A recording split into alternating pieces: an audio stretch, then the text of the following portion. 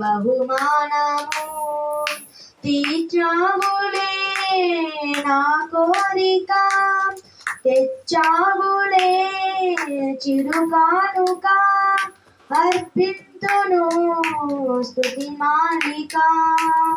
కరుణామయా నా యేసయ్యా, ఏదో ఆశ నాలో, నీతోనే జీవించని ఏరై పారే ప్రేమ నాలోనే ప్రవహించని. మితిలేని ప్రేమ చూపించినావు, శృతి చేసి నన్ను పలికించినావు.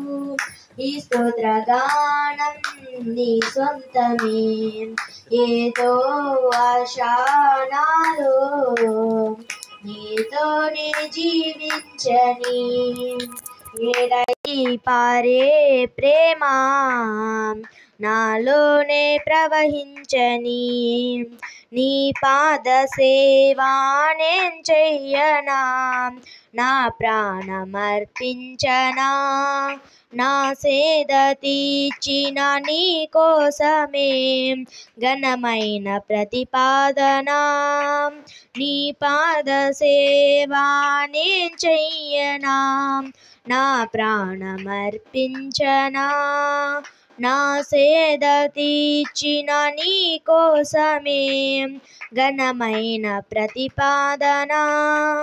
ప్రకటింతును నీ శౌర్యము, కీర్తింతును నీ కార్యము, చూపింతును నీ శాంతము.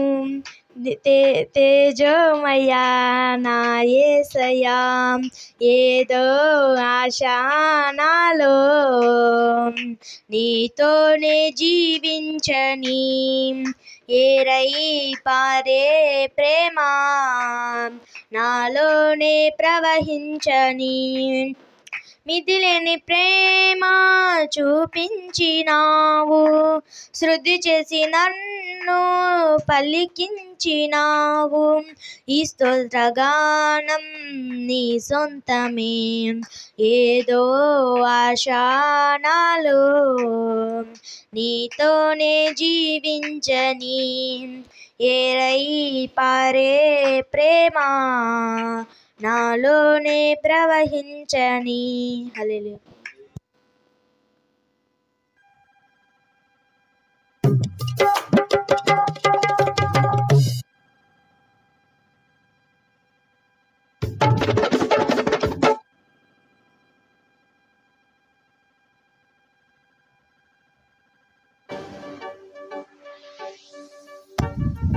హల్లెలూయా. స్తోత్రం స్తోత్రం. హల్లెలూయా. స్తోత్రం. హల్లెలూయా. స్తోత్రం.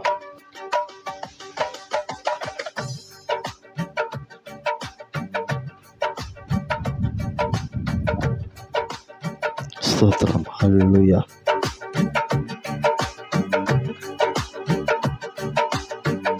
స్తోత్రం.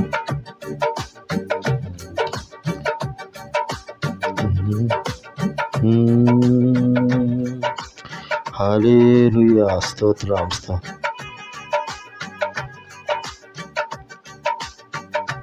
నీ ముఖము మనోహరము, నీ స్వరము మాధుర్యము, నీ పాదాలు అపరంజిమయము. యేసయ్యా నా ప్రాణ ప్రియుడా, మనగలనా నిన్ను వీడి క్షణమైన. యేసయ్యా నా ప్రాణ ప్రియుడా, మనగలనా నిన్ను వీడి క్షణమైన. నీ ముఖము మనోహరము, నీ స్వరము మాధుర్యము, నీ పాదాలు అపరంజిమయము. నీవే నా తోడువై, నీవే నా జీవమై, నా హృదిలోన నిలచిన జ్ఞాపికవై. నీవే నా తోడువై, నీవే నా జీవమై, నా హృదిలోన నిలచిన జ్ఞాపికవై. అణువణువున నీ కృప నిక్షిప్తమై, నన్ను ఎన్నడూ వీడని అనుబంధమై. అణువణువున నీ కృప నిక్షిప్తమై, నన్ను ఎన్నడూ వీడని అనుబంధమై. యేసయ్యా నా ప్రాణ ప్రియుడా, మనగలనా నిన్ను వీడి క్షణమైన. యేసయ్యా నా ప్రాణ ప్రియుడా, మనగలనా నిన్ను వీడి క్షణమైన. నీ ముఖము మనోహరము, నీ స్వరము మాధు.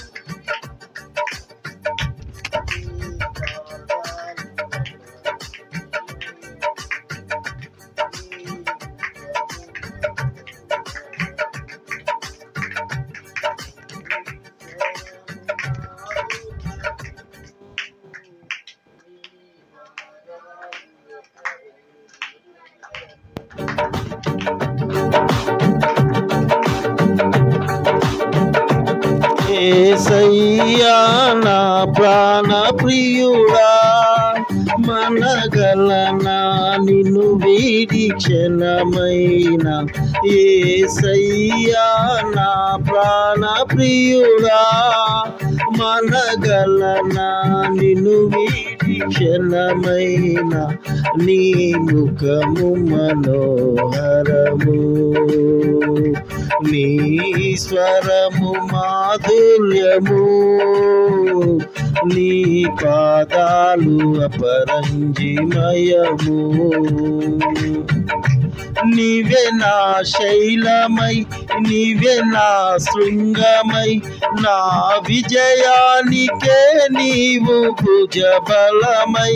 నీవే నా శైలమై, నీవే నా శృంగమై, నా విజయానికే నీవు భుజబలమై. అనుక్షణమున శత్రువుకు ప్రత్యక్షమై, నన్ను వెనుదీయనీయక వెనుతట్టినావు. అనుక్షణమున శత్రువుకు ప్రత్యక్షమై, నన్ను వెనుదీయనీయక వెనుతట్టినావు.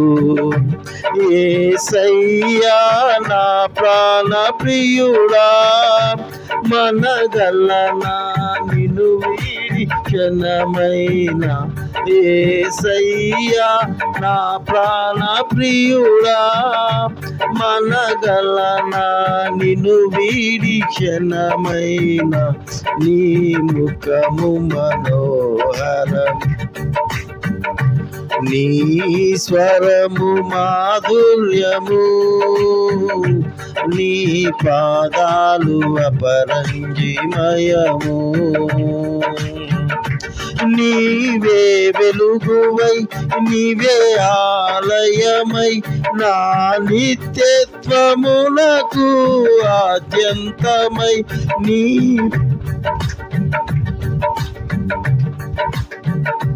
నీవే వెలుగువై, నీవే ఆలయమై, నా నిత్యత్వమునకు ఆద్యంతమై. అమరలోకాన శుద్ధులతో పరిచయమై, నన్ను మై మరచి నేనేమి చేసేదను. అమరలోకాన శుద్ధులతో పరిచయమై, నన్ను మై మరచి నేనేమి చేసేదను. యేసయ్యా నా ప్రాణ ప్రియుడా, మనగలనా నిన్ను వీడి జనమైన. యేసయ్యా నా ప్రాణ ప్రియుడా, మనగలనా నిన్ను వీడి క్షణమైన. నీ ముఖము మనోహరము, నీ స్వరము మాధుర్యము, నీ పాదాలు అపరంజిమయము. యేసయ్యా నా ప్రాణ ప్రియుడా, మనగలనా నిన్ను వీడి క్షణమైన. యేసయ్యా నా ప్రాణ ప్రియుడా, మనగలనా నీ ముఖము మనోహరము, నీ స్వరము మాధుర్యము,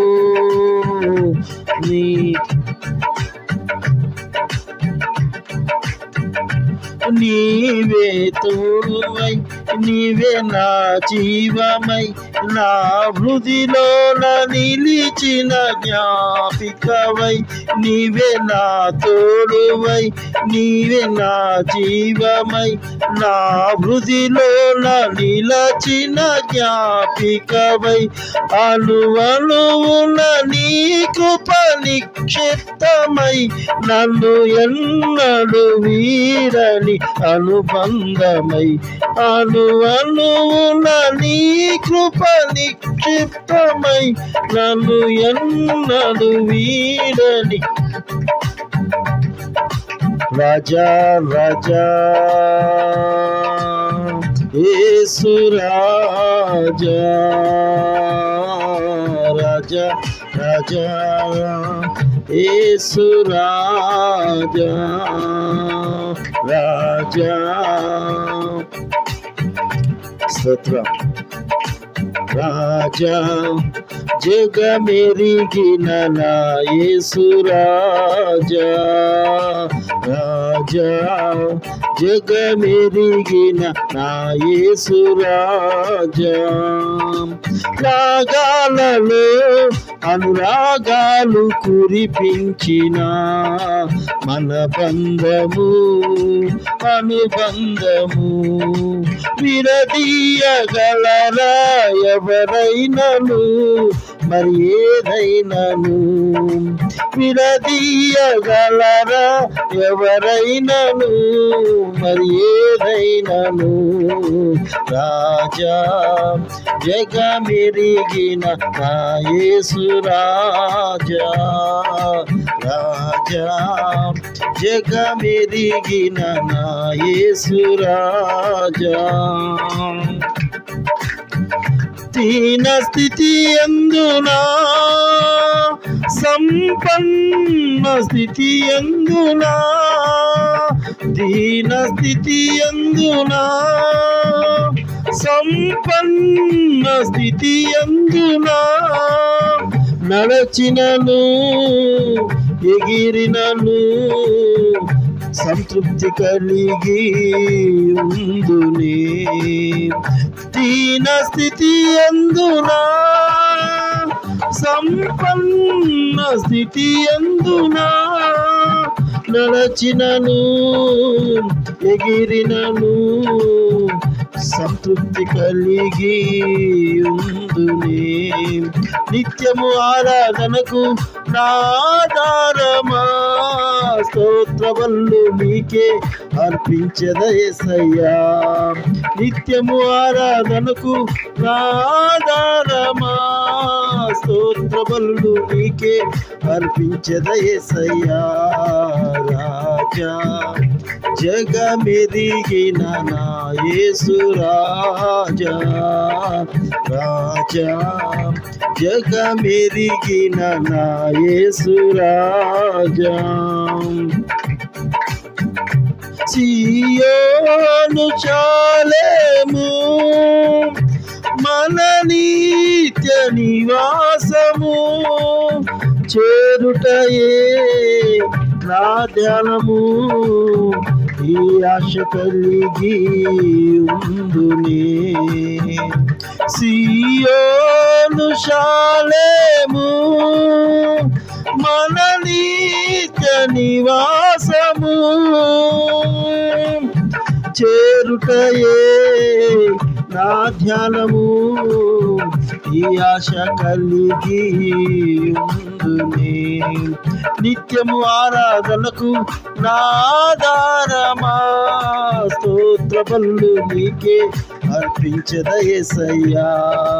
నిత్యము ఆరాధనకు నా ఆధారమా స్తోత్ర బలులు నీకే అర్పించద యేసయ్యా. రాజా రాజానా యేసు రాజా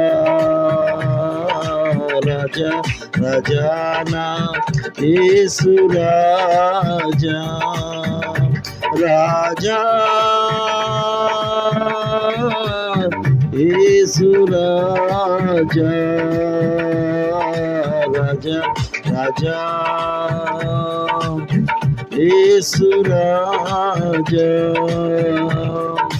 రాగాలలో అనురాగాలు కురిపించిన బలబంధము అనుబంధము.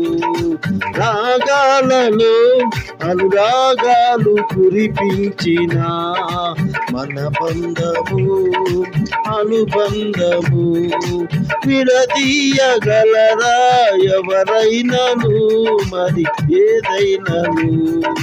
విడదీయగలరా ఎవరైనను మరి ఏదైనను. రాజా జగమెరిగిన నా యేసు రాజా రాజా జగమెరిగిన నా యేసు రాజా రాజా జగమెరిగిన నా యేసు రాజా. రాగాలలో అనురాగాలు కురిపించిన మన బంధము అనుబంధము మన బంధము అనుబంధము మన బంధము అనుబంధము. విడదీయగలరా ఎవరైనను ఏదైనను. విడదీయగలరా ఎవరైనను మరి ఏదైనను. రాజా జగమెరిగిన రాజా జగమెరిగిన నా యేసు రాజా. రాగాలలో అనురాగాలు కురిపించిన యేసు రక్తమే జయము సిలువ రక్తమే జయము యేసు రక్తమే జయము సిలువ రక్తమే జయము యేసు రక్తమే జయము సిలువ రక్తమే జయము యేసు రక్తమే జయము సిలువ రక్తమే జయము యేసు రక్తమే జయము. ఇది యేసయ్య రక్త బంధం. ఇది మనమందరం కూడా ఆయనతో ఆయన యొక్క బంధము ఆయనలో అనుబంధం కలిగినటువంటి వారము ప్రతి ఒక్కరు కూడా. కనుక యేసయ్య రక్తాన్ని స్మరిద్దాం, యేసయ్య రక్తాన్ని ఆశ్రయిద్దాం. యేసు రక్తమే యేసు రక్తమే యేసు రక్తమే యేసు రక్తమే. హల్లెలూయా. స్తోత్రం స్తోత్రం స్తోత్రం. హల్లెలూయా. స్తోత్రం స్తోత్రం. Thank you Jesus. Hallelujah hallelujah. స్తోత్రం. Thank you Lord. హల్లెలూయా. స్తోత్రం స్తోత్రం స్తోత్రం స్తోత్రం. అదే రీతిగా మరి కొద్దిసేపు దేవుని ఆరాధన చేసుకుంటూ మహిమగలిగిన దేవాన్ని గొప్ప దేవుణ్ణి సర్వశక్తి కలిగిన దేవుణ్ణి మన మనసారా స్తుతిద్దాం, మనసారా ఆరాధన చేద్దాం. హల్లెలూయా. స్తోత్రం స్తోత్రం. హల్లెలూయా. స్తోత్రం స్తోత్రం స్తోత్రం.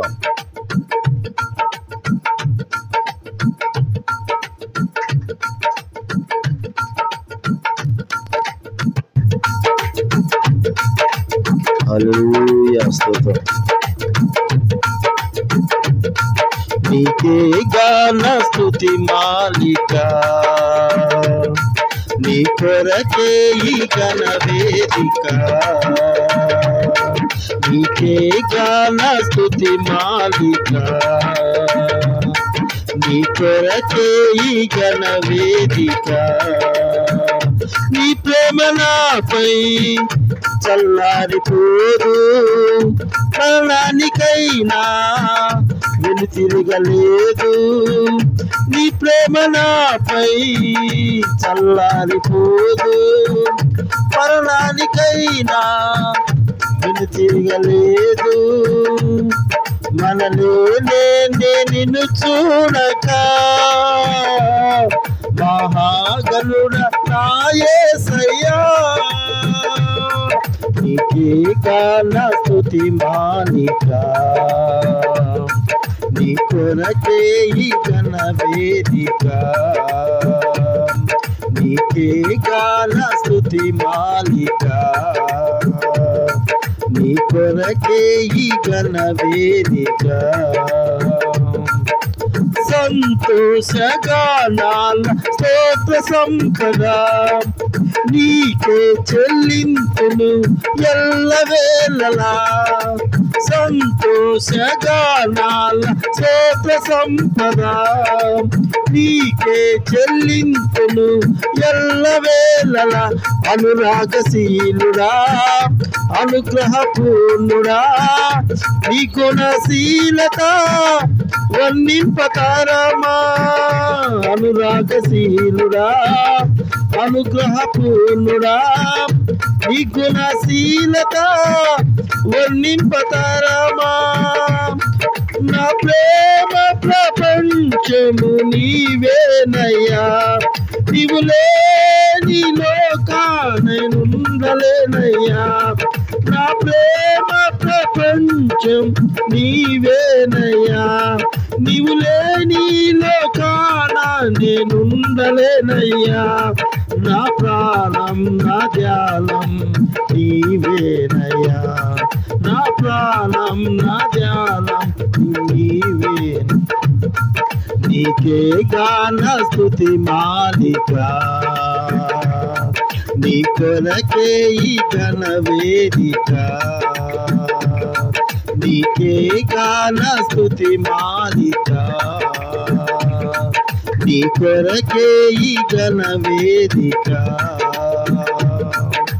నీతో సమమైన ఫలమైన వారెవరు లేరే జగమందు దేవెందు వెతకినను నీతో సమమైన ఫలమైన వారెవరు లేరే జగమందు దేయందు వెతకినను నీతి భాస్కరుడా నీ నీతి కిరణం ఈ లోకమంతా ఏలుచున్నదిగా నీతి భాస్కరుడా నీ నీతి కిరణం ఈ లోకమంతా ఏలుచున్నదిగా నా మదిలో నామాలాచు నీవేనయ్యా ఇహ పరమందు నన్నేలు తేజోమయ్యా నా మదిలో నామాలాచు నీవేనయ్యా ఇహ పరమందు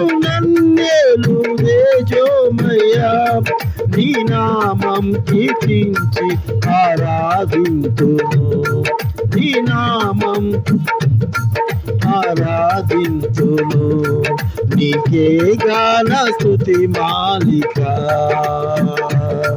నీ కొరకే ఈ ఘన వేదిక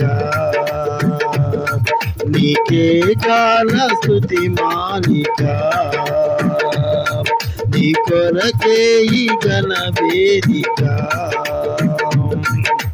నీతో నిలుచుండు ఈ భాగ్యమే చాలు వేరే ఆశేమియు లేదు నాకిలలో నీతో నిలుచుండు ఈ భాగ్యమే చాలు వేరే ఆశేమియు లేదు నాకిలలో నా ప్రాణ ప్రియుడా నన్నేలు దైవమా ఆపాదమస్తకం నీకేగా అంకితం నా ప్రాణ ప్రియుడా నన్నేలు దైవమా ఆపాదమస్తకం నీకేగా అంకితం నా శ్వాస నిశ్వాసయు నీవేనయ్యా నా జీవితాంతం నీవేనయ్యా నా శ్వాస నిశ్వాసయు నీవేనయ్యా నా జీవితాంతం నీవేనయ్యా నీ కొరకే నేనిలలో నీ కొరకే నేనిలలో జీవింతును పాడదాం నీకే గాన స్తుతి మాలిక నీ కొరకే ఈ ఘన వేదిక నీ ప్రేమ నాపై చల్లారిపోదు మరణానికైనా నేను తిరగలేదు నీ ప్రేమ నాపై చల్లారిపోదు మరణానికైనా వెను తిరగలేదు మనలేనే నిన్ను చూడక మహాగణుడ నా యేసయ్యా నీకే గాన స్తుతి మాలిక నీ కొరకే ఈ ఘన వేదిక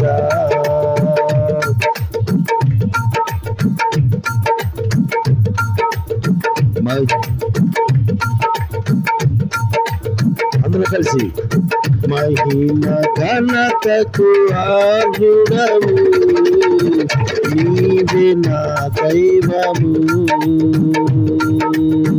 మహిమ ఘనతకు అర్హుడవు నీవే నా దైవము సృష్టికర్త ముక్తిదాత సృష్టికర్త ముక్తిదాత మా స్తుతులకు పాత్రుడా ఆరాధనా నీకే ఆరాధనా నీకే ఆరాధనా నీకే ఆరాధనా నీకే ఆరాధనా స్తుతి ఆరాధనా ఆరాధనా నీకే ఆరాధనా ఆరాధనా ఆరాధనా నీకే ఆరాధనా నీ సర్వజనులారా అందరం కూడా దైవారాధన చేద్దాం స్తోత్రం ఆరాధనా నీకే ఆరాధనా నీకే ఆరాధనా స్తుతి ఆరాధనా ఆరాధనా నీకే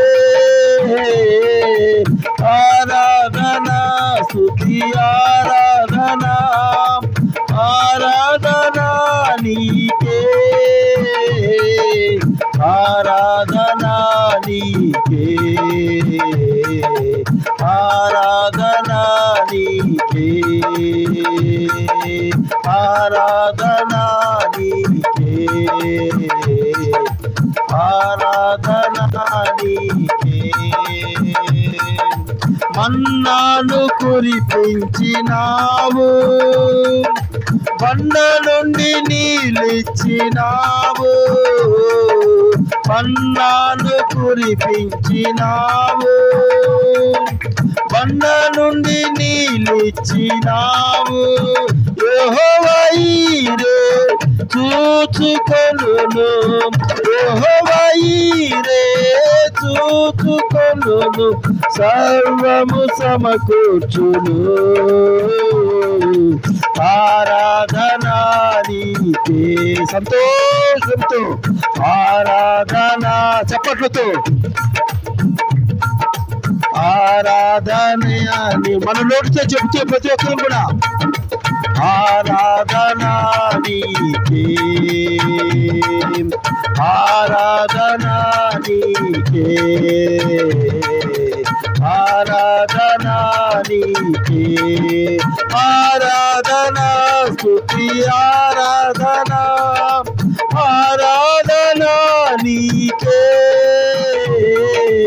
ఆరాధనా స్తుతి ఆరాధనా, ఆరాధనా నీకే, ఆరాధనా నీకే నా యేసయ్యా, ఆరాధనా నీకే.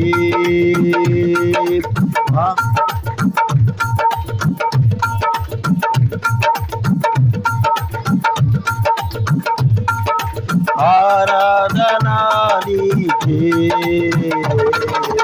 ఆరాధనా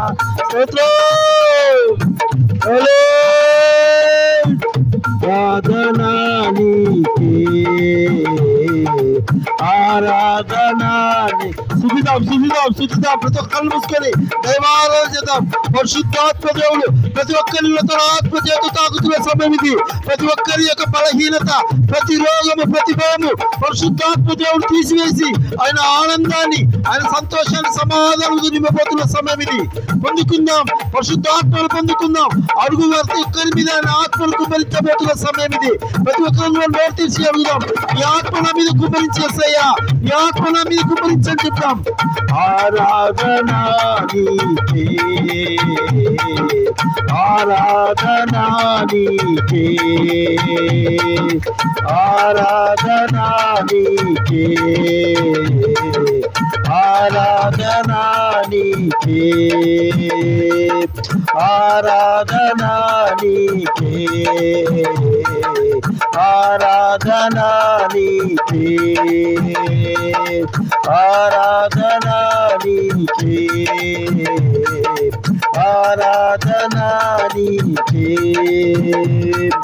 యేసయ్యా యేసయ్యా యేసయ్యా, యేసయ్యా యేసయ్యా యేసయ్యా, యేసయ్యా యేసయ్యా యేసయ్యా, యేసయ్యా యేసయ్యా యేసయ్యా. అందరూ కూడా యేసయ్యా యేసయ్యా యేసయ్యా, యేసయ్యా యేసయ్యా యేసయ్యా, యేసయ్యా యేసయ్యా యేసయ్యా, యేసయ్యా యేసయ్యా యేసయ్యా. ఆరాధనా నీకే, ఆరాధనా నీకే, ఆరాధనా నీకే, ఆరాధనా నీకే, ఆరాధనా నీకే, నీకే ఆరాధనా స్తుతి ఆరాధనా, ఆరాధనా స్తుతి ఆరాధనా, ఆరాధనా స్తుతి ఆరాధనా, ఆరాధనా స్తుతి ఆరాధనా, ఆరాధనా స్తుతి ఆరాధన. సర్వోన్నతుడైన దేవునికి, మహోన్నతుడైన దేవునికి పరిశుద్ధ స్థలంలో అతి ఉన్నత సింహాసనంపై నిత్యము పరిశుద్ధ పరిశుద్ధ అని కొనియాడబడుతున్న ఆ దేవాది దేవునికి నీ పూర్ణ మనసుతో, పూర్ణాత్మతో ఆరాధించావు. ఆరాధనా నీకే, ఆరాధనా నీకే, ఆరాధనా నీకే, ఆరాధనా నీకే, ఆరాధనా నీకే, ఆరాధనా నీకే, ఆరాధనా నీకే. ఓరి బాబా బాబా బాబా బాబా బాబా శరా బాబా బాబా, ఓరి హర హర తోరా బాబా బాబా శరా హర Orihindra baba bashakala kana na tora baba baba. Orindra bashala baba baba la hala tora baba baba. Orindra bashaba baba la hala. Orihara bashakala tora baba. Indra baba bashala hala baba. Orihara baba baba. Thank you. పరిశుద్ధాత్మ దేవా స్వాగతం అయ్యా, స్వాగతం పరిశుద్ధాత్మరా, నీకు స్వాగతం. దిగిరండి ప్రతి ఒక్కరి ఆత్మ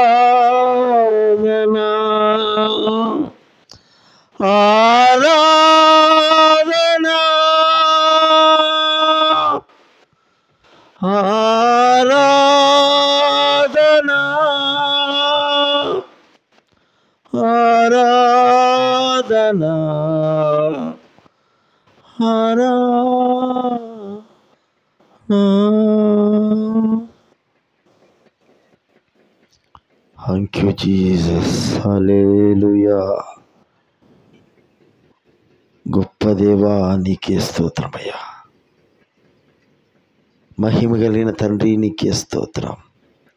స్తుతులకు పాత్రుడా, ఆరాధనకి యోగ్యుడైన యేసయ్యా, నీకే సమస్త మహిమ ఘనత ప్రభావములు తండ్రి. మేమెంతైనా నమ్ముకొనదగిన దేవుడవు నీవు నాయన. అయ్యా, మేము ప్రేమించకముందే మమ్మల్ని ప్రేమించిన దేవుడవు నీవు నాయన. నశించిపోతున్న మమ్మల్ని ప్రభువా రక్షించుటకు నాదే ఈ లోకానికి దిగి వచ్చిన నా తండ్రి, నీకే వందనాలు. ఈ లోకంలో ఎవరి ప్రేమను నోచుకొని మేము నీ ప్రేమను పొందుకునే భాగ్యాన్ని మాకు ఇచ్చారయ్యా. కరుణామయ దయామయుడా, నీకే వందనాలు, స్తోత్రాలయ్యా. మా పట్ల నీ కనికిరాన్ని బట్టి వందనాలు తండ్రి. మేము ఈ స్థితిలో మేము ఏమైనామో ప్రభువా, అది కేవలం నీ దయ వల్లనే తండ్రి. ఈ లోకంలో మాకెన్నో అనానుకూల పరిస్థితులు ఎదురవుతుండగా అయ్యా, ఈ లోకం అనే సమస్య నాయన మాకు ఎదురుగా ఉండి అనేక పర్యాయములు మమ్మల్ని కలవరపెట్టి బలహీనపరిచి కృంగదీసినప్పుడు తండ్రి, నేను మీకు తోడుగా ఉన్నానని చెప్పి నాయన ఈ జీవిత యాత్రను, ఈ ప్రయాణాన్ని ప్రభా మీరు ముందుకు కొనసాగిస్తూ నాయన మమ్మల్ని ధైర్యపరుస్తూ బలపరుస్తూ ఆదరిస్తున్నందుకై వందనాలు, స్తోత్రాలు ప్రభువా. నీ తోడు లేనిది అయ్యా, నీ పరిశుద్ధాత్మ సహాయము లేనిది మేము ఈ స్థితిలో ఈ సమయంలో మేము లేము ప్రభువా. నీకే కృతజ్ఞత స్తుతి స్తోత్రాలు. మరి ఒక్కసారి నీ సన్నిధిని మాకు దయచేసినందుకు వందనాలు ప్రభువా. ఇంతవరకు పాటల ద్వారా, స్తుతి ఆరాధన ద్వారా నాయన మీరు మహిమపరుచుకున్నారు. నీ పరిశుద్ధాత్మ చేత మమ్మల్ని అందరిని తాకి అయ్యా, నీ పరిశుద్ధాత్మ అగ్ని వర్షము చేత మమ్మల్ని అందరినీ కూడా నాయన తడిపి పరవశింపచేసినందుకు వందనాలు, స్తోత్రాలు ప్రభువా. ఇదిగో తండ్రి, ఈ సమయంలో కొద్ది సమయము అయ్యా, ఎన్నో ఇహలోక విచారముల మధ్య ఉన్నటువంటి మా మనసులను ప్రభువా నీ వాక్యము చేత మమ్మల్ని ఆదరించమని, నీ వాక్యము చేత బలపరిచి అయ్యా ధైర్యపరిచి ఈ లోకంలో ఏ రీతిగా మేము జయించవలనో ఈ లోకాన్ని ప్రభువా మాకు మీరు నీ ఒక వాక్యము ద్వారా మాకు నేర్పించి ప్రభువా మేము కుడిమికి కానీ ఎడమకు కానీ తప్పిపోకుండా నీ వాక్యానుసారంగా జీవిస్తూ ప్రభువా నీ బిడ్డలముగా ఈ లోకంలో సాక్షులుగా జీవించడం సహాయము చేయమని యేసయ్య పేరుతో అడుగుచున్నాము తండ్రి. ఆమేన్. హల్లెలూయా. చక్కటి వాతావరణాన్ని, చల్లని కదా, కొద్ది రోజుల క్రితం అందరం కూడా ఉడికిపోయినాం కదా, అందరం కూడా ఎండతో ఉడికిపోయినాం, వేడితో, ఉక్కతో, ఎక్కడ కూడా కూర్చోవాలన్నా ఫ్యాన్లు పెట్టుకున్నా కానీ వేడి చెమటలు ఆరిపోయేది కాదు. అయితే మన ప్రేమ కలిగిన యేసయ్య మన కష్టాన్ని చూచి కదా, మన బాధను చూచి ఈ ఎండను తొలగించేసినాడు, ఆ ఉక్కపోతను తొలగించేసినాడు, చల్లని వాతావరణం దయచేసినాడు. హల్లెలూయా. ఎందుకంటే ఆయన మాటలు చల్లని మాటలు కనుక, ఆయన యేసయ్య మాటలు ఆదరించే మాటలు కనుక, ఆయన మాటలు తేనె కంటే ఎలాంటివంట, మధురమైనటివి, తీయనటివి. దేవుని మాటలు విన్నామంటే చాలా ఆదరించబడతాం, చాలా సమాధాన పడతాం. ఈ మాటలు లోకంలో ఎవ్వరి దగ్గర దొరకవండి. ఏ తల్లి దగ్గర దొరకవు, ఏ తండ్రి దగ్గర దొరకవు, ఏ స్నేహితుడి దగ్గర, ఏ కుమార్తె దగ్గర, ఏ కూతురు దగ్గర, ఏ భర్త దగ్గర, ఏ భార్య దగ్గర, ఏ ప్రేయసి దగ్గర, ఏ ప్రియుడి దగ్గర ఎక్కడ కూడా ఇంత మధురమైన మాటలు దొరకవు. అందుకే దావీదు మహారాజు అంటాడు ఒక మాట, నీ మాటలు నాకు దొరకగా నేను వాటిని భుజించి తిని అంటాడు. హల్లెలూయా. అబ్బా, ఏంటంట, మధురం వల్లే తేనె వల్లే భుజించాడంట ఆయన. అందుకే దావీదు మహారాజు ఎలాగయ్యాడంటే గొప్పగా దేవుని ప్రేమను పొందుకున్నవాడైనాడు. అనేక పర్యాయములు దేవుడు అనేక మంది భక్తులతో అన్నాడు, దావీదు ఎవరో తెలుసా, దావీదు నా హృదయానుసారుడయ్యా, నా మనసును దోచుకున్నటువంటి వాడు. హల్లెలూయా. ఎవరంట ఆయన? మనసును దోచుకున్నాడంట, దేవుని యొక్క మనసును దోచుకున్నటువంటి దావీదు. ఎందుకంటే దావీదు దేవుని మాటల కొరకు అట్లా కనిపెట్టుకునేవాడు, ఎప్పుడు కూడా కాచుకొని ఉండేవాడు, ఎప్పుడు దేవుడు మాట్లాడతాడా అని. అనేక పర్యాయములు శ్రమ యందు, లేమి యందు, కష్టమందు, బాధ యందు, సంతోషమందు, అన్ని సమయాల్లో కూడా దేవుని మాట కొరకే దావీదు కనిపెట్టుకునేవాడు. అందుకే దావీదుతో దేవుడు తన వాగ్దానాన్ని స్థిరపరిచినాడు. హల్లెలూయా. ఆయన వాగ్దానాన్ని స్థిరపరిచి ఆయనని ఆశీర్వదించి అతన్నే కాదు అతని సంతానం అంతటిని కూడా ఈ రోజుటి వరకు కూడా ఇజ్రాయేల్ దేశాన్ని దేవుడు ఆశీర్వదిస్తున్నాడు. ఎందుకంటే దావీదును బట్టి. ఎందుకంటే దావీదు దేవుని యొక్క మాటల కోసం అంతగా ఎదురు చూస్తున్నాడు. ఈ దినంలో చూసినట్లయితే ఈ దినం ఎట్లున్నారంటే తల్లిదండ్రులు, అలా ప్రార్థన జరుగుతుంది, నువ్వు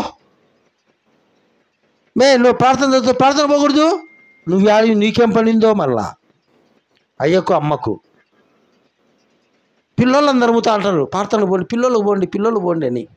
పెద్దోళ్ళకి ఏం పని? మళ్ళా చూడండి, పెద్దోళ్ళు బాగా దేవుని వాక్యం విని దాని యందు భయభక్తులు కలిగి దాన్ని విన్న ప్రకారంగా శ్రద్ధగా జీవిస్తే కదా ఆశీర్వాదాలు దీవెనలు ఉండేది. దేవుని మాటలు వినకుండా, దేవుని వాక్యం వినకుండా, దేవునికి భయపడకుండా నువ్వు లోక సహవాసాన్ని, లోక ఆశలను, లోక సంతోషాన్ని కోరుకుంటే ఎలాగ దీవించబడతామండి, ఎలాగ ఆశీర్వదించబడతామండి? చాలామందికి అనేక పనులు ఉంటాయి. ప్రార్థన అంటేనే పని గుర్తుకొస్తుంది, అప్పుడే ప్రార్థన అంటే చదువు గుర్తుకొస్తుంది, ప్రార్థన అంటే పరీక్షలు గుర్తుకొస్తాయి, ప్రార్థన అంటే అప్పుడే ఎక్కలేని పనులన్నీ పుట్టుకొస్తాయి. మళ్ళా చెప్తారు, ఏందో అయ్యా ప్రార్థన చేసుకుంటున్నాం కానీ మా ప్రార్థన దేవుడు ఆలకించడమే లే. ప్రేమైన దేవుని బిడ్డలారా, ఇప్పుడు నేను మాట్లాడుతూ ఉన్నాను అనుకోండి, మీరు దిక్కులు చూసుకుంటా ఉన్నారు అనుకో, నాకు మాట్లాడబుద్ధి అవుతుందా మీతో? వెంటనే ఏం చేస్తా, పక్కకి వెళ్ళిపోతా. నువ్వు విననప్పుడు నేను ఎందుకు మాట్లాడాలి నీతో? నువ్వు నా మాటలు వినప్పుడు, నువ్వు నా సైడ్ చూడనప్పుడు నీ బాధలు నేనెందుకు వినాలా, నీ సమస్యలు నేనెందుకు వినాలా? మరి మనిషినైనా నాకే అలాంటి ఫీలింగ్స్ ఉంటే మహాపరిశుద్ధుడు, సర్వలోకాన్ని కలుగజేసిన సర్వాధికారి, సర్వ సృష్టికర్త అయినటువంటి అంత గొప్ప దేవుడు దేవదూతల చేత నిత్యము ఆరాధింపబడుతున్నటువంటి ఆ గహననీయుడు, మహనీయుడు, రాజులే ఆయన ఎదుట మోకరించి సాగిలు పడతా ఉన్నారే. అంత గొప్ప దేవుడికి మాట్లాడుతుంటే మనం వినకుండా ఉంటే మరి మనల్ని ఎట్లా జ్ఞాపకం, నీ కష్టాలు ఎట్లా తీరుస్తాడు, నీ రోగాలు ఎట్లా బాగు చేస్తాడు, నీకు ఎలా సంతానాన్ని ఇస్తాడు, నీకు ఎలాగ వివాహం చేస్తాడు, నీకు ఎలా ఆరోగ్యం ఇస్తాడు, ఎలాగ నీ ఆర్థిక సమస్యలు తీసివేస్తాడు.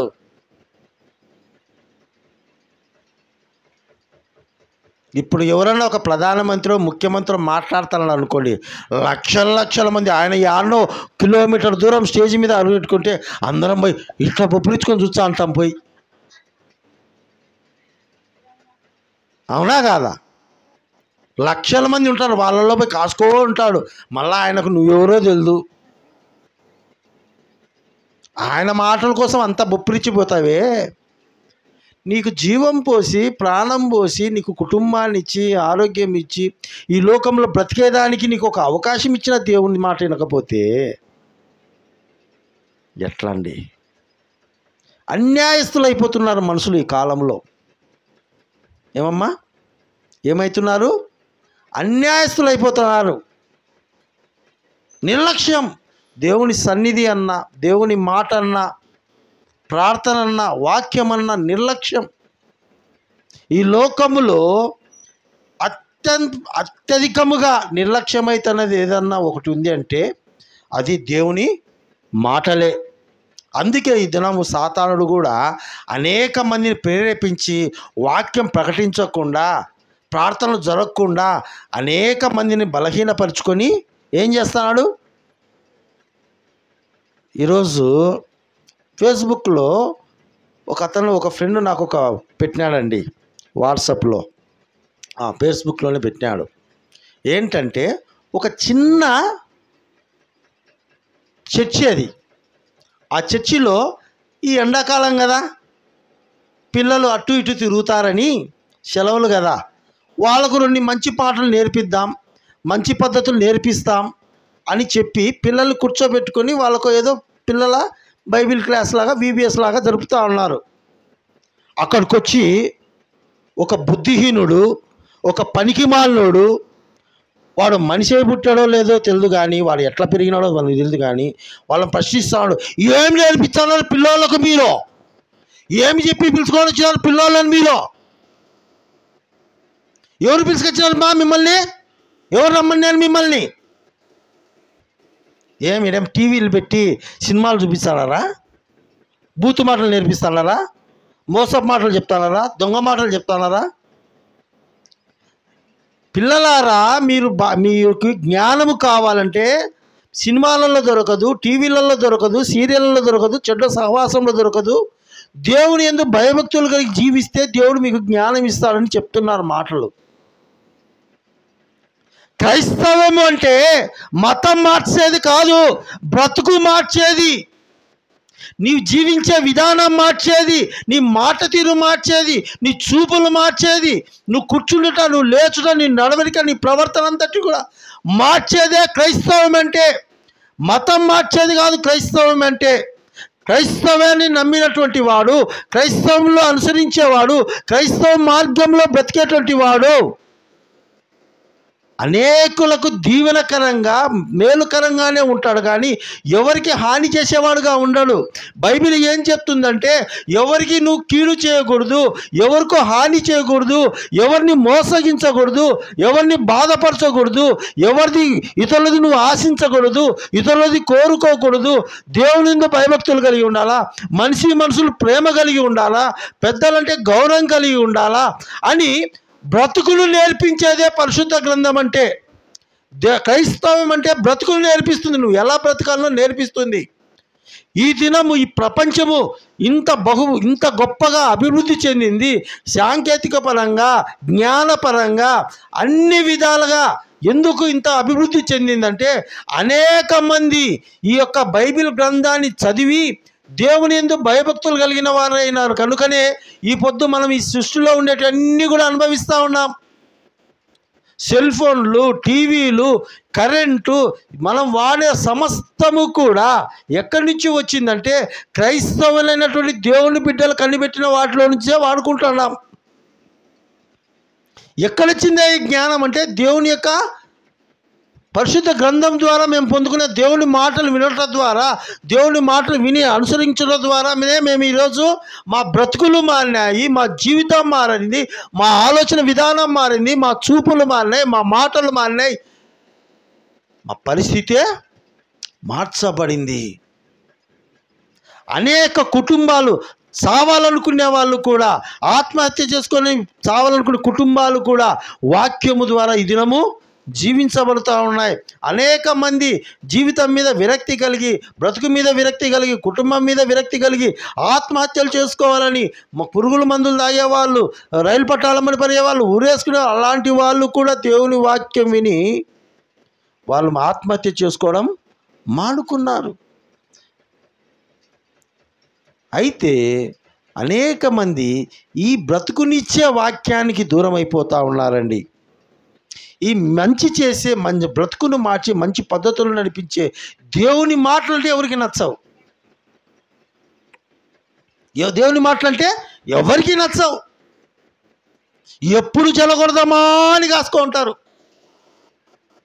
మంచి చెప్తే సరిపోదు. అసలు ఎంత అన్యాయం అండి ఇది.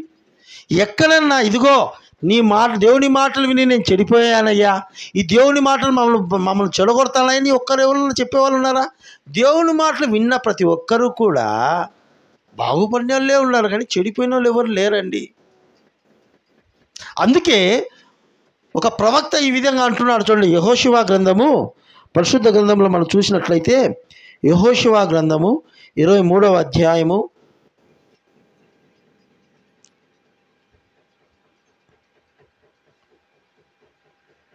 8వ వాక్యం. ఇక్కడ ఏమైంది తెలియజేస్తుంటారా అంటే, ఈ యొక్క దేవుని భక్తుడైనటువంటి దేవుని ప్రవక్త అయినటువంటి యెహోషువ గొప్ప నాయకుడిన, దేవుని యందు భయభక్తులు పెరిగా జీవించి దేవుని యొక్క ఆశీర్వాదాన్ని ఆయన పొందుకోవడమే కాక తన కుటుంబానికి కూడా అంతటికి కూడా ఆయన అర్హత పొందేటట్లుగా చేసినటువంటి వ్యక్తి.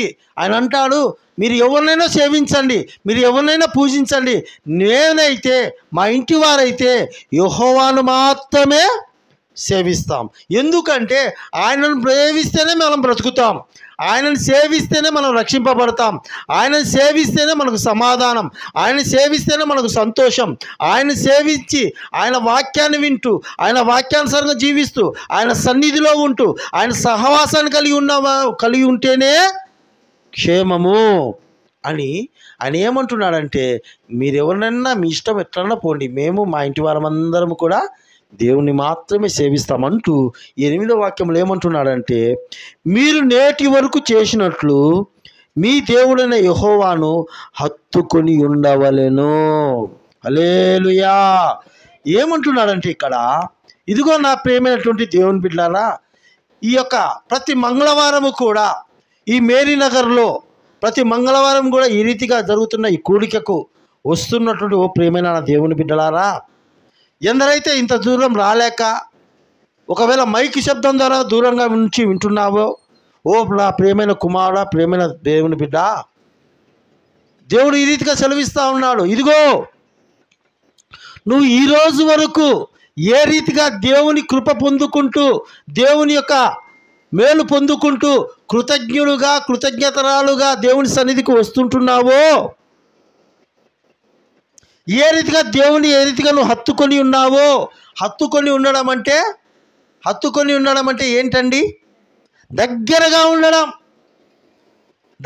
ఉండడం అంటే ఆయనతో సంబంధం కలిగి ఉండడం అని అర్థం. దేవునితో సంబంధం కలిగి ఉండడం. కనుక నువ్వు ఎప్పుడు కూడా దేవునితో హత్తుకునే ఉండు. నీకు సమస్యలు వస్తూ ఉంటాయి, ఈ లోకంలో కష్టాలు వస్తూ ఉంటాయి, నిందలు వస్తూ ఉంటాయి, అవమానాలు వస్తూ ఉంటాయి, చెయ్యని తప్పుకు అనేక రకమైన శోధనలు వస్తూ ఉంటాయి. అయినా కానీ నువ్వు దేవుని మాత్రమే హత్తుకో. దేవుని మాత్రమే హత్తుకో, దేవుని విడిచిపెట్టద్దు. ఎందుకంటే నువ్వు ఒకవేళ దేవుని విడిచిపెడతావనుకో, నీకు కలిగిన శ్రమలు చూసి, పరిస్థితులు చూసి నువ్వు దేవుని విడిచిపెడితే అవి నిన్నేం చేస్తాయి? మింగేస్తాయి. ఆ సమస్యలన్నీ నిన్ను నాశనం చేస్తాయి, నిన్ను కుంగదీసేస్తాయి, నిన్ను పడగొట్టేస్తాయి.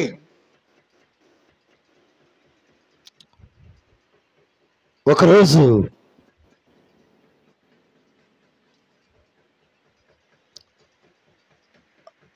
జరిగిన సంఘటన నేను తెలియజేస్తాను, జాగ్రత్తగా వినండి.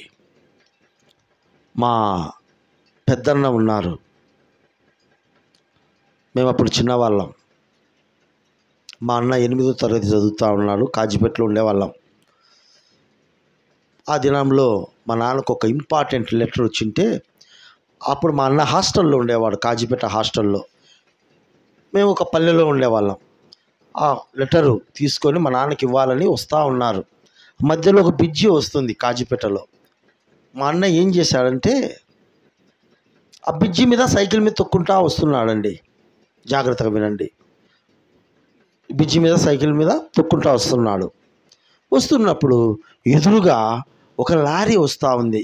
ఎట్లా వస్తుంది ఆ లారీ అంటే, చాలా స్పీడ్గా వస్తూ ఉంది.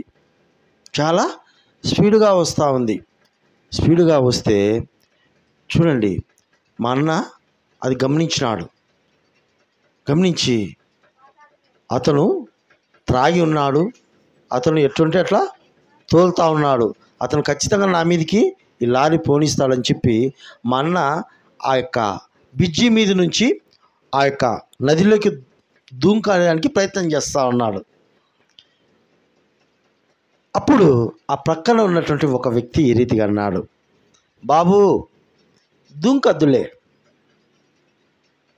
నువ్వేం చేస్తావంటే ఆ బ్రిడ్జి మీద ఒక సైడ్కి అట్లా ఒరిగి ఉండు, అట్లా ఒక ఒరిగి ఉండు అని చెప్పినాడు. ఆయన ఏం చేశాడు, ఏదో పెద్ద ఆయన కదా చెప్పినాడు కదా అని చెప్పి అట్లా ఒరిగినాడు. నేరుగా లారీ వచ్చి మా అన్న ఒరిగిన మీదనే పోయింది లారీ. ఎలాగైపోయాడంటే, ఆ రోడ్లో ఆ వ్యక్తి అట్లే మొత్తం ఒక కప్ప ఏదన్నా ఒక టైర్ కింద పడితే ఎట్లా కరసకపోతుంది దానికి, అట్లా మొత్తం లోపల ఉండేటివన్నీ బయటికి వచ్చి శరీరం మాత్రం అతక్కపినాడు. చూడండి ఎంత దారుణమో. దేవుడు తలంపిచ్చినాడు, తను దుంకుతే రక్షింపబడతాడు, కాపాడబడతాడు. కానీ ఇంకొక వ్యక్తి ఏం చేశాడంటే, అతన్ని ఏమొద్దు నాయనా అన్ని పట్టుకోవడం వల్ల ఏమైంది, ప్రాణం పోయింది. పట్టుకోవడం వల్ల ప్రాణం పోయింది. మా అన్న ఆ వయసులోనే సువార్త చెప్పేవాడు, 8వ తరగతి వయసులోనే కరపత్రాలు పంచేవాడు. దేవుని సన్నిధి అన్నా, దేవుని సేవ అన్నా ఎంతో ఆశ కలిగిగా పనిచేసేటువంటి వాడు. గనుకనే దేవుడు ఆయనకు తలంపిచ్చాడు, ఇదిగో నువ్వు ఆ పక్కకి వెళ్ళిపో దుంకేసేని. కానీ పక్కనున్న వ్యక్తి ఆపేశాడు. సాతాను శోధనలు మనల్ని ఎలా చేస్తాయంటే, తెలియకుండానే మనకు అపాయమైనటువంటి ప్రమాద రూపంలో పుంజుకొని ఉంటాయి. చాలా జాగ్రత్తగా అనుసరించాలా. అందుకే దేవునితో ఎప్పుడు సంబంధము మనము దేవుని చిత్త ప్రకారంగా మనము ఉండాలి. వాక్యం సెలవిస్తూ ఉంది, మీరు దేవుడైన యెహోవానే హత్తుకొని ఉండాలా. హత్తుకొని ఉండడమే, దగ్గర దేవునితో సంబంధం కలిగి ఉండాలా. దేవుని సన్నిధికి పోతూ, దేవునికి ప్రార్థన చేస్తూ, దేవుని యొక్క బిడ్డల సహవాసంతో కలిగి ఉండాలా. ఈ ప్రార్థనకి ఏమొస్తున్నాం, ప్రార్థనలు కూర్చుంటున్నాం, మళ్ళీ బయటికి పోయినాంచి లోక సహవాసము, లోక ఆచారం, సినిమాలు చూసే వాళ్ళతో, టీవీ సీరియల్ చూసే వాళ్ళతో, లేకపోతే కొట్లాడే వాళ్ళతో, బూతులు మాట్లాడే వాళ్ళతో, వాళ్ళ గురించి వీళ్ళ గురించి సాడీలు చెప్పే వాళ్ళతో తిరిగి మనం సహవాసము ఉండుకోకూడదు. అది కాదు హత్తుకోవడం అంటే. మనము ఇక్కడికి వచ్చింది, దేవుని సన్నిధికి వచ్చింది ఎందుకు? బ్రతుకు మార్చుకునేదానికి వచ్చినాం, పద్ధతులు మార్చుకునేదానికి వచ్చినాం. ఏది చేయాలా, ఏది చేయకూడదు, ఏది మంచి, ఏది చెడు, ఏది చేయాలా, ఏది చేయకూడదు, ఏది మాట్లాడాలా, ఏది మాట్లాడకూడదు, ఏది చూడాలా, ఏది ప్రతి విషయాల్లో కూడా దేవుని దగ్గర మనము నేర్చుకునేకి వచ్చినాం. ఇది దేవుని యొక్క బడి. దేవుని బడికి ఎందుకు వస్తాము? బడికి ఎందుకు పోతారు నాన్న పిల్లలు? చదువు నేర్చుకునేకి. అవునా? బడికి పోయి చదువు నేర్చుకోకపోతే ఏమవుతారు? టీచర్ చెప్పే పాఠాలు నేర్చుకోకపోతే ఏమవుతారు? కలెక్టర్ అవుతారా? డాక్టర్ అవుతారా? ఇంజనీర్ అవుతారా? ఏమవుతారు? కసూర్చుకుంటారు. అట్లనే దేవుని సన్నిధికి వచ్చినప్పుడు కూడా దేవుని మాటలను మనం జాగ్రత్తగా ఆలకించాలా.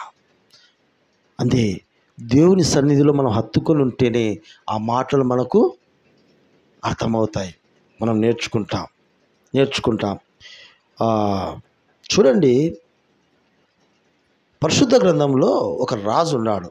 2వ రాజు సమూయేలు గ్రంథం 20వ అధ్యాయము 2వ వాక్యం. ఇక్కడ ఒక రాజు ఉన్నాడు. ఇతను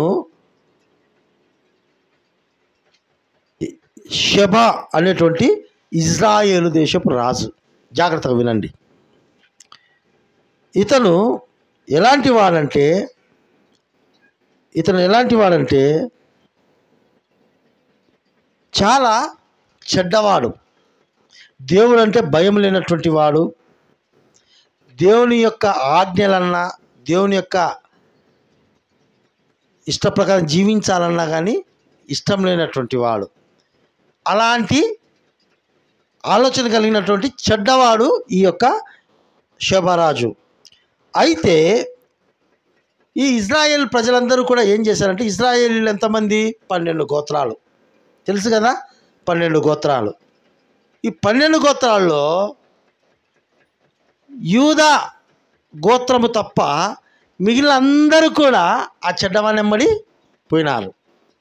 ఎందుకంటే వాడు పాపాన్ని ఏం చేసినాడు? ప్రేరేపించినాడు. మీ ఇష్టం వచ్చినట్టు జీవించవచ్చు, మీ ఇష్టమైన పాపాలు చేయొచ్చు, ఏం తప్పు లేదు.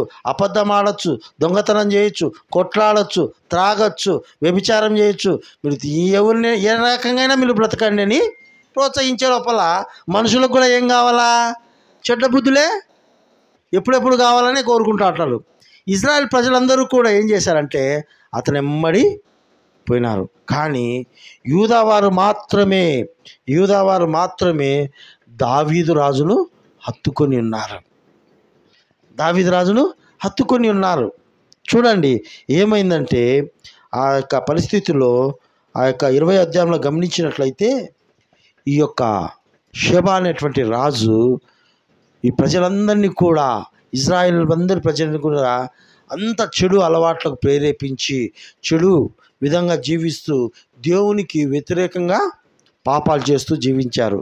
అప్పుడు దావీదు మహారాజు వచ్చాడండి. దావీదు మహారాజు వచ్చి అతని యొక్క సేవకుడైనటువంటి యోవాబుతో చెప్పాడు, ఇదిగో ఈ యొక్క షెబా అనేటువంటి రాజు ఇజ్రాయేల్ ప్రజలందరినీ కూడా చెడు మార్గంలో నడిపిస్తూ ఉంటున్నాడు, వీరందరినీ కూడా చెడగొడుతూ ఉంటున్నాడు, వీరందరినీ కూడా భయభక్తులు లేకుండా. ఇజ్రాయిల్ ప్రజలు ఎవరంటే దేవుని ప్రజలండి. వాళ్ళు దేవుడు యొక్క స్వాస్థ్యము, వాగ్దాన పుత్రులు. అంత శ్రేష్టమైనటువంటి ఇజ్రాయెల్ ప్రజలను ఈ షెబా అనేటువంటి రాజు పాపము ఊబిలోకి నడిపించాడండి. వాళ్ళని పాపపు జీవితంలోకి నడిపించాడు. ఇష్టానుసారమైన జీవితం జీవిస్తూ దేవుడంటే భయం లేనటువంటి జీవితం జీవిస్తూ వచ్చినారు, అక్రమమైన జీవితం జీవిస్తూ వచ్చినారు, అన్యాయమైన జీవితం జీవిస్తూ వచ్చినారు. దేవుని కోపం పెరిగిపోయి దావీదు మహారాజును లేపినాడండి. అప్పుడు దావీదు మహారాజు యోవాబు అనేటువంటి తన సైన్యాధిపతిని పంపించాడు. ఇదిగో అతని ద్వారా ప్రజలందరూ కూడా నాశనమైపోతూ ఉంటున్నారు, అతనందరూ కూడా నాశనమైపోతుంటున్నారు. కనుక నీ వెళ్ళి రక్షించమని చెప్పి కాపాడమని చెప్పినప్పుడు ఆ యొక్క యోవాబు అనేటువంటి వ్యక్తి పోయి ఆ యొక్క షెబా రాజును హతం చేస్తాడు. ఎందుచేతనంటే ఆ ఇజ్రాయేల్ దేశమంతా కూడా బహుఘోరంగా చెడిపోయి ఉంటుంది. ఎవరు చిన్న పెద్ద అసలు ప్రేమ అక్కడ మంచి అనేదే లేకుండా బహుఘోరంగా చెడిపోయి ఉంటుందండి. బహుఘోరంగా చెడిపోయింది. చూడండి, ఎప్పటికైనా కానీ దేశాన్ని పరిపాలించే రాజు బాగుంటే ఆ దేశము క్షేమంగా ఉంటుంది.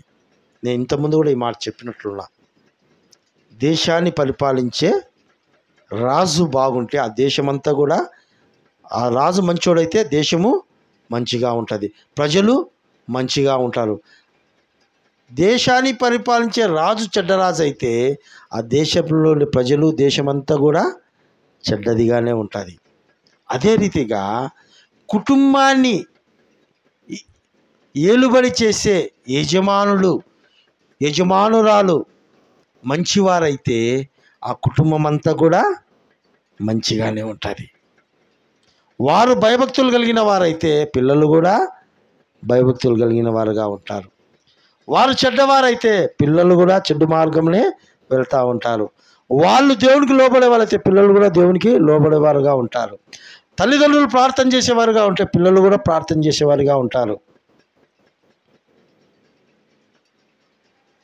ఎప్పుడైతే పెద్దలు దేవునికి భయపడకుండా ఉంటారో, దేవుని హత్తుకొనకుండా ఉంటారో, అప్పుడు ఆ కుటుంబము, ఆ దేశము, ఆ వ్యవస్థ ఎప్పటికీ కూడా వర్తిల్లదండి, ఎప్పుడు కూడా వర్తిల్లదు. మరి ఒక రాజును గమనించినట్లయితే, ఇదే 2వ రాజుల గ్రంథము 18వ అధ్యాయంలో చూస్తే, ఇజ్రాయేలు రాజును ఏలా కుమారుడైన హోషేయ ఏలుబడిలో 3వ సంవత్సరమందు యూదా రాజును ఆహాజు కుమారుడైన హిజ్కియా ఏలనారంభించెను. అప్పుడు ఏం జరిగిందంటే, ఈ హిజ్కియా రాజు ఎలాగ పరిపాలించాడంటే, తన పితరులు అయిన దావీదు చేసినట్లు అతడు యెహోవా దృష్టికి పూర్ణముగా నీతిని అనుసరించెను.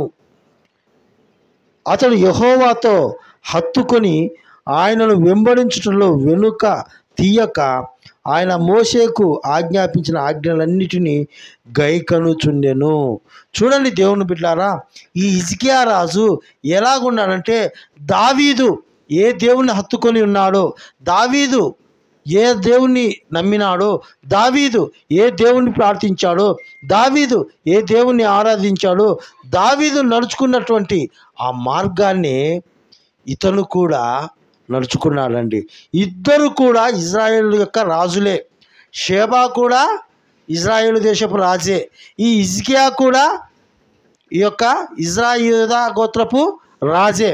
అయితే ఒక రాజేమో దుర్మార్గతను ఎంచుకున్నాడు, దుర్మార్గపు మార్గంను ఎంచుకొని అతను నాశనమైపోయాడు.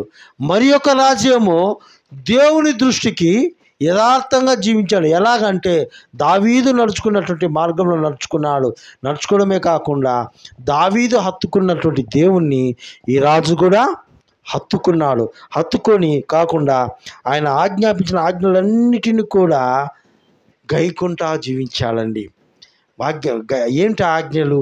దేవుని ఆజ్ఞలు ఏంటంటే, నిన్ను వలె నీ పొరుగువారిని ప్రేమించు, నీది కానిది ఇతరులది నువ్వేమి కోరుకోవద్దు, నీ తల్లిని తండ్రిని సన్మానించు, నీ భార్యను మాత్రమే ప్రేమించు, నువ్వు ఇతరులతో పాపం చేయొద్దు, దొంగతనం చేయొద్దు అని దేవుడు 10 ఆజ్ఞలు ఇచ్చి ఉన్నాడు. ఆ ఆజ్ఞల ప్రకారంగానే ఏమి చేయాలనో, దేవుడు ఏం చేయమన్నాడో అవే చేస్తూ జీవించాడు. గనుకనే ఈ హిజ్కియా రాజు పరిపాలించే సంవత్సరాలన్నిట్లో కూడా ఆ దేశమంతా కూడా నెమ్మదితో ఉంది. ప్రజలందరూ కూడా భయభక్తులతో కలిగి ఉన్నారు. ఎక్కడ పాపము లేదు, అక్కడ కొట్లాటలు లేవు, అక్కడ అన్యాయం లేదు, అక్కడ మోసం లేదు, అక్కడ ఆకలి లేదు, అక్కడ దుర్మార్గం లేదు, కరువు లేదు, తెగులు లేదు, రోగం లేదు, ఏ సమస్య కూడా ఆ దేశంలో లేదు. ఎందుకంటే అతను దేవుని ఆజ్ఞలను అనుసరించి దేవుని వాక్యాన్ని హత్తుకొని జీవిస్తున్నాడు కనుక ప్రియమైన దేవుని బిడ్డలారా, ఈ రాత్రి వేళ సన్నిధికి వచ్చిన మన జీవితాల్లో కూడా మనము ఎవరిని హత్తుకొని ఉన్నాం? లోకాన్ని హత్తుకొని ఉన్నావా? లోకాన్ని కలగజేసిన దేవుని హత్తుకొని ఉన్నామా? ఈ లోకమంతా కూడా మాయ వంటిదండి. ఈ లోకమంతా కూడా మోసకరమైనది. ఈ లోకమంతా కూడా అన్యాయమైనది. ఈ లోకమంతా కూడా గతించిపోయేది. ఈ లోకమంతా కూడా నష్టం చేసేది. ఈ లోక ఆశ, ఈ లోక కోరిక, ఈ లోక ఆకర్షణ అంతా కూడా మోసమైంది. మోసమైంది. అయితే ఈ లోకాన్ని కలుగజేసిన దేవుడు శాశ్వతమైన వాడు, ఆయన మోసము లేనివాడు, ఆయన పరిశుద్ధుడు, ఆయన శక్తివంతుడు, ఆయన ఆరోగ్య ప్రదాత, ఆయన సమాధానానికి కర్త, ఆయన నెమ్మది ఆదరణ ఇచ్చేటటువంటి దేవుడు అండి.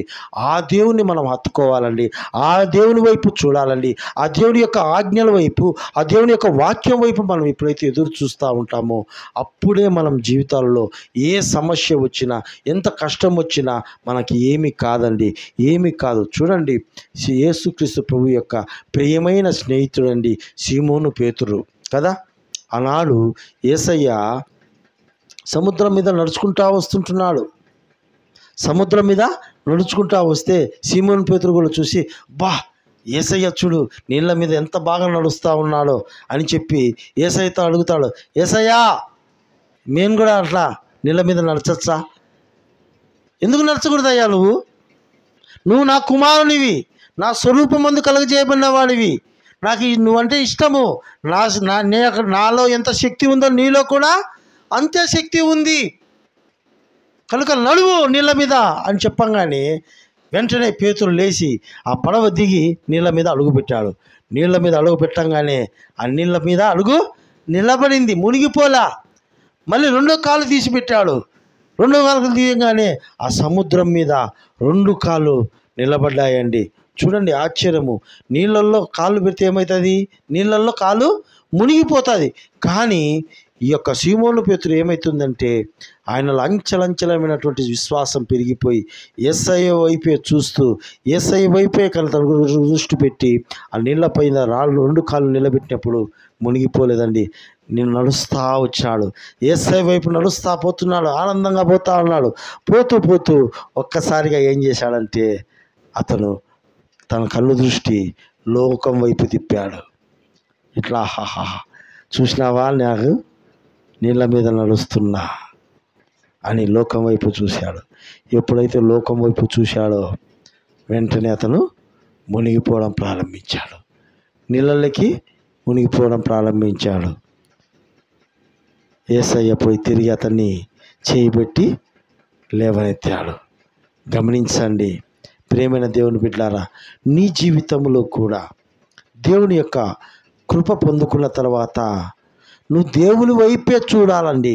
నీకు సమస్యలలో నీకు దేవుడు విజయం ఇస్తాడు, కష్టాల్లో విజయం ఇచ్చినప్పుడు నువ్వు దేవుని వైపే చూస్తూ నడచాలి. కానీ నీ కష్టాలు జయించానని, నీ శ్రమలు తొలగిపోయాయని, నీకు వచ్చిన అవసరం తొలగిపోయిందని తిరిగి నీలో గర్వించి నువ్వు లోకం వైపు చూసినావు అనుకో, తిరిగి నిన్ను ఏ సమస్యలైతే నీకు విజయం ఇచ్చిందో, ఏ దాని మీద అయితే నువ్వు గర్వించినావో వాటి ద్వారా నువ్వు తిరిగి సమస్యల్లో మునిగిపోతావు.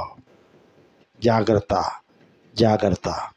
మనం ఎప్పుడు కూడా గర్వించకుండా మన అన్ని పరిస్థితుల్లో కూడా యేసయ్య వైపే చూస్తూ యేసయ్యనే హత్తుకొని యేసయ్య వాక్య ప్రకారంగా జీవిస్తూ మనము నడిచినట్లయితే నీ మీద ఎన్ని తుఫానులు రేగినా, ఎన్ని గాలులు వీచినా, ఎన్ని కష్టాలు వచ్చినా, ఎన్ని భూకంపాలు వచ్చినా, ఎన్ని ఉపద్రవాలు వచ్చినా, ఎన్ని రోగాలు వచ్చినా, ఏ సమస్య వచ్చినా కానీ నిన్ను ఏమీ కూడా చేయలేవండి, ఏమీ చేయలేవు.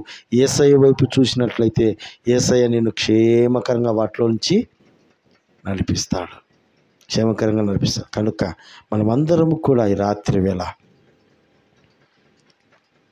మనుషులను కాదు హత్తుకోవాల్సింది, ఈ లోకాన్ని కాదు హత్తుకోవాల్సింది, యేసయ్యను హత్తుకోవాలా, యేసయ్య వాక్యాన్ని హత్తుకోవాలా, యేసయ్య సన్నిధిని హత్తుకోవాలా. నీకు ఎన్ని సమస్యలు వచ్చినా, ఎన్ని కష్టాలు వచ్చినా, ఎన్ని ఆటంకాలు వచ్చినా, ఎన్ని అభ్యంతరాలు వచ్చినా, ప్రార్థన జరుగుతుంది అంటే అది ఆదివారమైనా, అది ప్రార్థన దినమైనా, అది సహవాసమైనా, స్వార్థ కూడికైనా నువ్వు ఎప్పుడు కూడా నువ్వు వాన పడుతుందనో, ఎండగాస్తుందనో, వంట కాలేదనో అట్లా కాదు. నువ్వు దేవుని హత్తుకోవడం అంటే ఎన్ని ఉన్నా ప్రార్థన, మంగళవారం ప్రార్థన అంటే అన్నీ ప్రక్కన పెట్టి దేవుని సన్నిధికి రావుకోవడమే హత్తుకోవడం అంటే. సమయానికి సన్నిధికి రావడమే హత్తుకోవడం అంటే, ఆదివారం ప్రార్థనకు రావడమే హత్తుకోవడం అంటే. ప్రార్థనా దినంలో మనకున్న సహవాసాన్ని అట్లాగనే కంటిన్యూ చేయడమే హత్తుకోవడం అంటే, వాక్యం చదవడమే హత్తుకోవడం అంటే, వాక్యం వినడమే హత్తుకోవడం అంటే, ప్రార్థన చేసుకోవడమే హత్తుకోవడం అంటే, విన్న ప్రకారంగా ఎన్ని కష్టాలు వచ్చినా, ఎంత ఉపద్రవం వచ్చినా అబద్ధం ఆడకుండా, బూతులు మాట్లాడకుండా, ఇతరుల గురించి అసహించకుండా, ఇతరుల గురించి చెడు మాట్లాడకుండా, మనము ఇతరుల గురించి సాకులు సడీలు చెప్పుకోకుండా మనం ఉండడమే దేవుణ్ణి హత్తుకోవడం అంటే. ఎప్పుడైతే మనం అలాంటి నిజాయితీ కలిగినటువంటి, ఇక్కడ ఈయన చూసినట్లయితే హిజ్కియా యెహోవా దృష్టికి పూర్ణముగా నీతిని అనుసరించినాడు. మనము కూడా యెహోవా దృష్టికి నీతిగా అనుసరించాలండి. నీతిగా అనుసరిస్తే అప్పుడు దేవుడు మన జీవితాల్లో కూడా, మన కుటుంబాల్లో కూడా దేవుని కార్యాలు మనకు ఆశీర్వాదకరంగా చేస్తాడు. కనుక అందరం కూడా మోకరిద్దాం. అందరం కూడా మోకరించి ఈ రాత్రి వేళ దేవుని దగ్గర ప్రార్థన చేద్దాం. ఇదిగో ప్రభువా, నిన్నే నేను హత్తుకుని లాగా సహాయం ఇచ్చేయండి అయ్యా. నిన్ను హత్తుకోకుండా మనుషులను హత్తుకోవడం వల్ల ఇజ్రాయేల్ ప్రజలు ఏ రీతిగా నాశనం అయ్యారో, ఇజ్రాయేల్ ప్రజలలో ఏ రీతిగా సమస్యలు, రోగముల చేత, తెగుళ్ళ చేత, నష్టముల చేత, కరువుల చేత నాయన బాధించబడ్డారో ప్రభువా, నాయన షెబా అనేటువంటి రాజు యొక్క జీవితం ద్వారా మీరు మాతో మాట్లాడారు.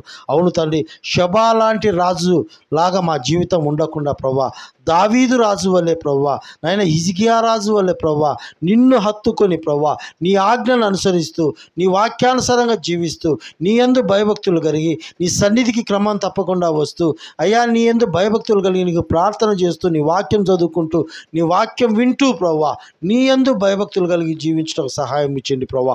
నీతిని తప్పకుండా ప్రభువా, నీతిని అనుసరిస్తూ జీవించడానికి సహాయం చేయండి అయ్యా అని చెప్పి ప్రార్థన చేయండి. నీకున్న అవసరత, నీకున్న కష్టము, నీ కలిగిన ఇబ్బంది, నీ కుటుంబంలో, నీ జీవితంలో వ్యక్తిగతంగా అనుభవిస్తున్న ప్రతి సమస్య నుంచి కూడా దేవుడు నిన్ను విడిపించుటకు సిద్ధముగా ఉన్నాడు. నీకు సమాధానం దయచేటకు, నలు దిశల నుంచి దేవుడు నీకు నెమ్మది దయచేయబోతున్నటువంటి సమయం ఇది. కనుక ప్రతి ఒక్కరు కూడా ప్రార్థన చేద్దాం. హల్లెలూయా, హల్లెలూయా, హల్లెలూయా. స్తోత్రం, స్తోత్రం, స్తోత్రం, స్తోత్రం యేసయ్యా, స్తోత్రం. ప్రార్థన చేసుకుందాం. పరిశుద్ధుడా, ప్రేమ కలిగిన తండ్రి, కృప కలిగిన యేసయ్యా, నీకు వందనాలు, స్తోత్రాలు తండ్రి. అవును ప్రభువా, నాయన ప్రవక్త అయిన యెహోషువ సెలవిచ్చిన రీతిగా ప్రభువా తండ్రి, నీ దేవుడైన యెహోవాను హత్తుకుని ఉండవల్లి అని ప్రభువా సెలవిచ్చినారు ప్రభువా. అవును తండ్రి, యెహోషువ తన కుటుంబము, యెహోషువ నిన్ను హత్తుకొని ఉన్నారు కనుకనే ప్రభువా ఆ వాగ్దాన దేశము చూడగలిగారు ప్రభువా. అయ్యా, ఈ యొక్క పరిశుద్ధ గ్రంథంలో ఆయన పేరు లిఖింపబడింది.